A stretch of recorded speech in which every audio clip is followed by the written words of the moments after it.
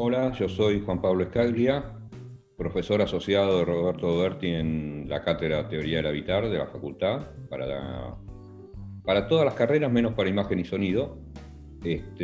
Y además, hace muchos años que soy técnico asesor en el Ministerio de Desarrollo Social de la Nación, y este año, además, miembro del Consejo Académico de la Asociación de Filosofía Latinoamericana. Bueno, yo soy Verónica de Valle, soy profesora de dos materias, Comunicación 1 y 2 de la carrera de Diseño Gráfico y de una materia electiva optativa para varias de las carreras de diseño que se llama Diseño de Estudios Culturales. Y además trabajo como investigadora en el Instituto Norteamericano. No, primero sobre el peso de las materias teóricas. Yo creo que esto tiene que ver con el nacimiento de la materia nuestra, de teoría del habitar y de otra serie de materias. Por un lado, hay poco peso de la teoría en las currículas de las carreras. Pero por otro lado, hay una gran demanda.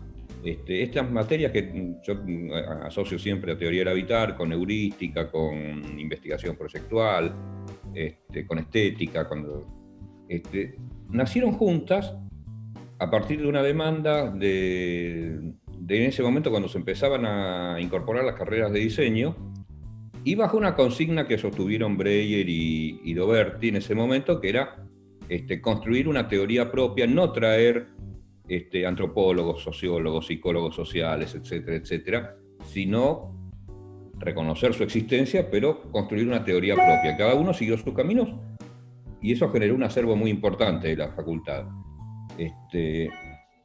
Hasta ahí tiene que ver con eso, sobre lo social y qué sé yo. Yo tengo una pregunta para hacerte también, una curiosidad que uno tiene.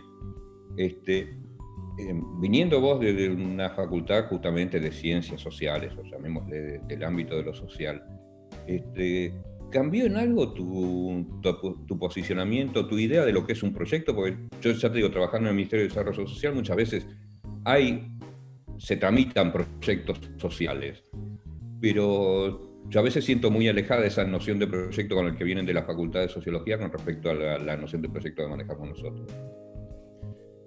Sí, cambió y en realidad yo es algo en lo que uno viene reflexionando hace mucho, ¿no? O sea, yo creo que hay una serie ahí de situaciones que son desafíos para nuestro tipo de materias. Porque a veces uno tiene la sensación de que uno está frente a homónimos, palabras que suenan igual, pero que significan distinto. Una es, por ejemplo, el término proyecto y otra es el término problema. Entonces, no son términos menores para el ámbito de las disciplinas sociales y para el ámbito de las disciplinas proyectuales, son constitutivos de ambas y sus razones de ser parecen, bueno, nos ponemos de acuerdo, vamos con el proyecto, vamos con el problema y resulta que tenemos diccionarios distintos. Entonces, me parece que ese trabajo del intérprete, que es un poco lo que las materias de estas características tienen que hacer, me parece, es fundamental. Porque si no, obviamente entramos en un diálogo sordo o en las mutuas impugnaciones. ¿Qué es lo que abunda? Entonces vos, chito la boca, no hables de teoría porque sos proyectista, o vos, chito la boca, no hables de proyecto porque sos antropólogo, etc.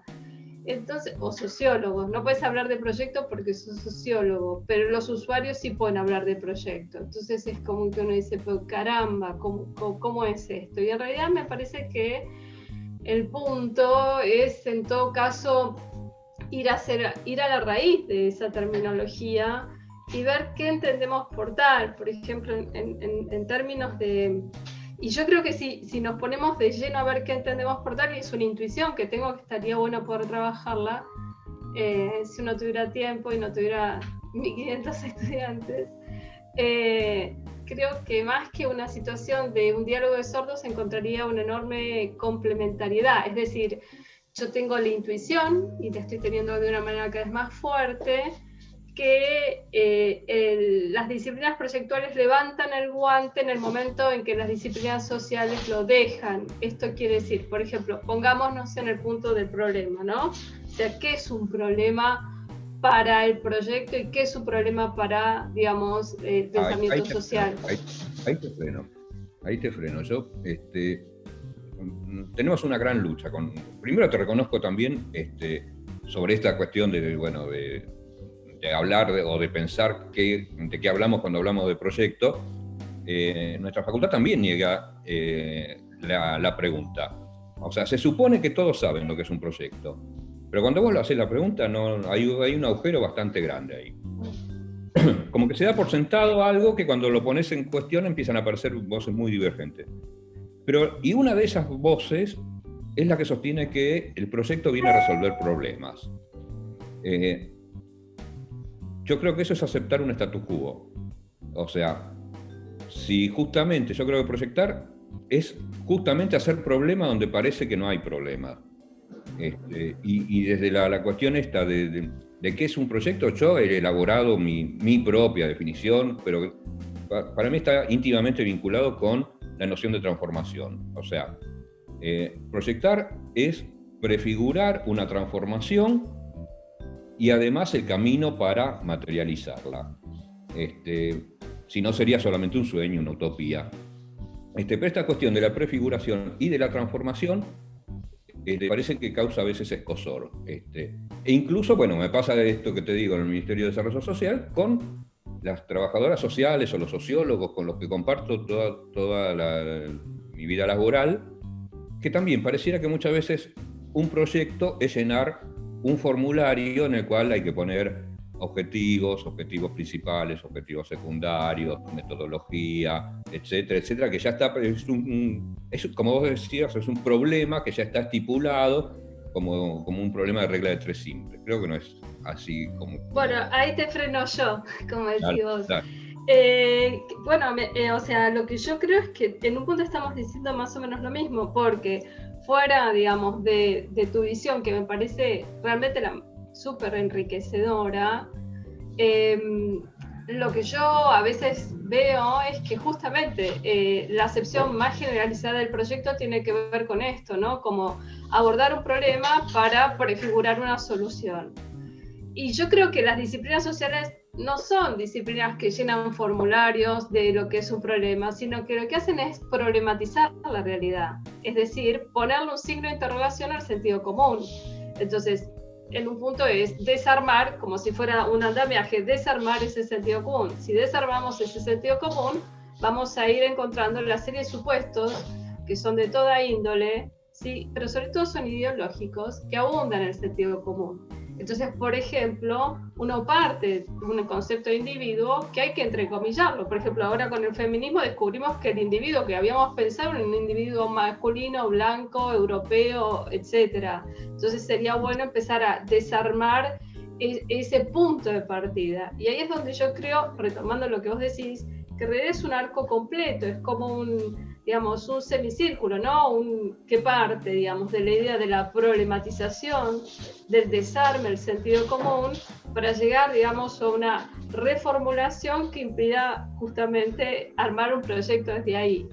En ese sentido pienso que son complementarias. Ahora, si nos detenemos en tomar un problema y proyectar una solución, o pensar un problema a partir de volcar un formulario con indicadores, no hacemos bien nuestro trabajo. Ahí es donde coincidimos y entonces la noción de proyecto empiezan a converger en una misma idea, digamos, y justamente este desarme del sentido común, y ahí estamos entrando en la cuestión de lo disciplinar, ¿no?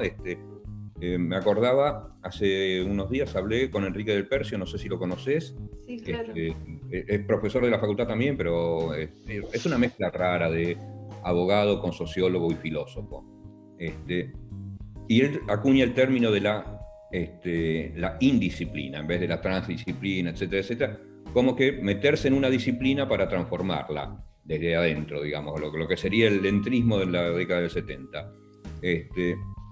Pero me decía, charlando con él, me decía que la facultad de Derecho no se habla de Derecho, sino que se habla de leyes. que es una cosa técnica. Y yo creo que ahí está otra vez la cuestión de esto del sentido, o sea, cómo desde otras disciplinas se ve y se desarma esta cuestión del sentido común y se empieza a aparecer. Supongo que a nuestra facultad una visión como la tuya le debe aportar, justamente por vernos bastante con un poquito más de distancia que la tenemos nosotros, así como a mí me pasa esto de ver muchas cosas de las disciplinas sociales. Sí, volviendo a tu pregunta, digamos, yo creo que nos hemos transmutado, devenimos una vida nómade, sin casa, sin hogar, pero que es una manera de habitar, para retomar y tirarte un poco la pelota, digamos, ¿no? Somos nómades teóricos o nómades indisciplinados, por decirlo de alguna manera. Bueno, me metiste una pelota enorme para esto que va a ser, o sea, pues bueno, por un lado, la noción de habitar. Yo te sumaría, además, de que justamente habitamos porque ya no somos nómades, en términos de habitar, con lo cual pareciera que somos expulsados. Ortega y Gasset decía esto, de que el hombre es el tipo que no tiene un hábitat, justamente, tiene que habitar para construir un hábitat. Y además está esta noción de lo colectivo, que me parece que vamos a tener que dejarla para la próxima. Sí, es todo un tema, es todo un temazo, y ese es el punto, y con esto sí me gustaría cerrar, en el cual, digamos, una de las cosas que hacemos en la materia es no pensar lo social a partir de la suma de individuos, sino pensar al individuo como socialmente construido. Y eso es realmente poner el sentido común patas para arriba. Suena a una frase como un saludo a la bandera, pero cuando uno ve las implicancias se da cuenta que entra en un lugar de mucha incomodidad. Y bienvenido sea.